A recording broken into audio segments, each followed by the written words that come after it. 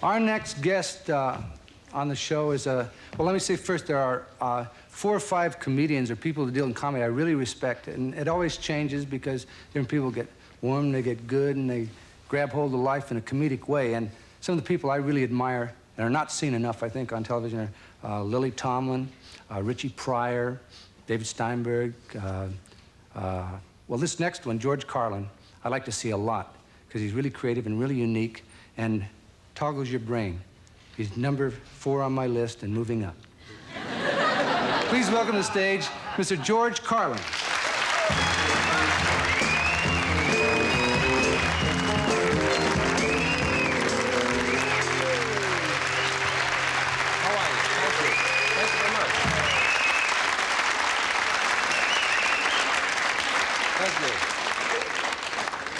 Do you ever look at the crowds in old movies and wonder if they're dead yet?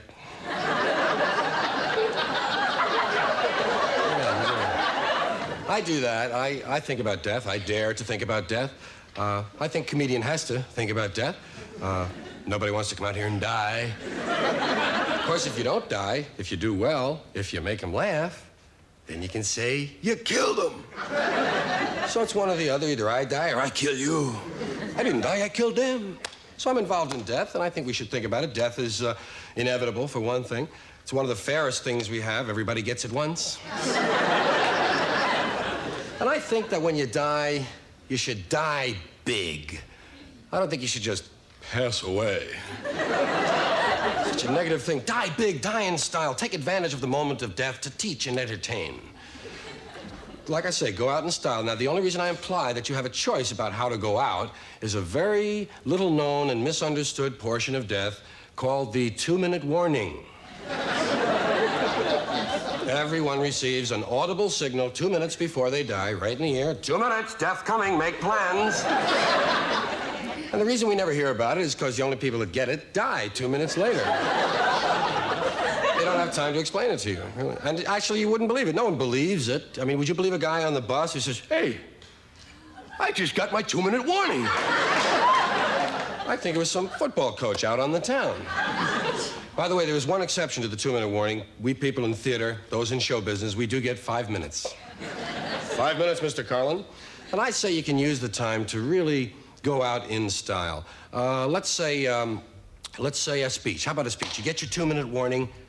Use the 2 minutes. Deliver a 1-minute and 50-second speech on the subject of your choice. Just wail something you really enjoy, something you're into, and espouse it fervently and really build up to a great crescendo and then say, and if this is not the truth, may God strike me dead. Yes, now,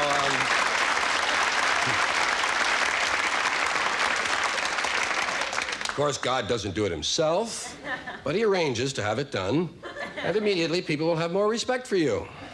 Listen to what you have to say. Now, you're in a TV audience right now. Suppose you were to get the 2-minute warning. Suppose you're at a TV exercise show. And you're sitting in the audience, get the 2-minute warning. Gonna die, 2 minutes. Get up there, volunteer for the Lindy Hops. Something really strenuous. Keep going after they've stopped. Try to collapse during the closing theme.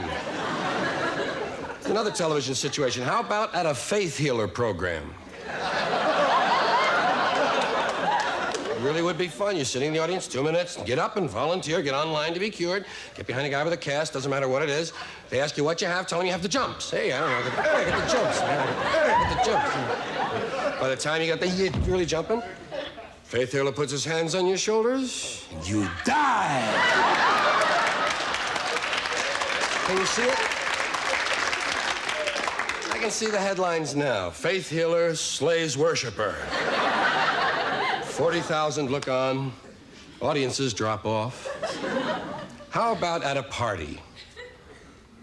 Get the 2-minute warning, get up and ask some girl to do the polka. Some other strenuous dance. Get her really moving around the floor. By the way, sometimes at a party, you get into a really vigorous rumba or something and you don't even hear the 2-minute warning. And because of reflexes, some guys dance on. We've had guys win posthumous trophies for dancing. Here's a good one at the ballpark. Let's say you're at the baseball game, you get your 2-minute warning, run out onto the field and start punching the center fielder in such a way that he has to punch you back.